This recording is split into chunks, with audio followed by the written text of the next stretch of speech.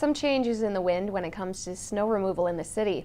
After a catastrophic snow event last year, it became clear the system in place for clearing the streets is not satisfactory. Council has approved a series of changes that will hopefully improve the system. It was 9 straight days of snow, and lots of it. It generated the need to change the way business is done at the city. So where we are now is that we're moving forward. We know we've got a fleet problem. We've been talking about that for years. It's been chronically underfunded. We've got to change that. We need some more equipment, and we've got to have a shift schedule that works so that we are around the clock and that we've got those roads plowed within a timely manner. Waiting 9 days to get your street plowed isn't good enough for anyone, including me.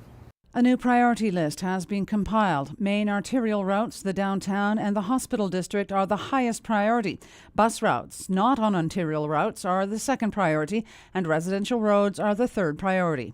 For the priority ones, we have a 48-hour time frame after the end of a snowfall event.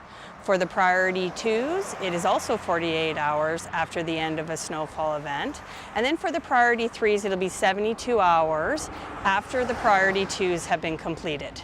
Another change, there are new rules for on-street parking. Between October 15th and April 15th, there is no parking between 10 p.m. and 7 a.m. on the main arterial routes, the hospital district and the priority hills. For the downtown, that restriction is midnight to 7 a.m. during snow events. And if you are, you can be ticketed and towed. We've got to plow the streets, we've got to clear them, and when there's vehicles parked on the road and the equipment in the past has just driven around them and then that car drives away, you're left with this windrow, this pile of snow, which is really a hazard for the next car that comes along and may hit it, especially in the dark.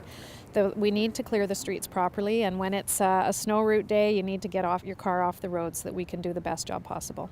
It's all about efficiencies for the snow equipment. So if they're having to go around, having to take into consideration those vehicles that are parked, we have both efficiency and safety that we're looking at.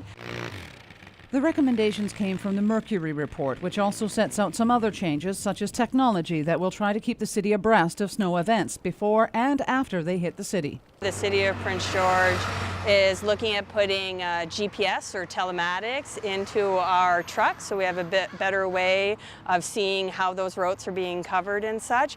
The city will also be updating the software for its website to better reflect when streets are being plowed. Cheryl Jan, CKPG News.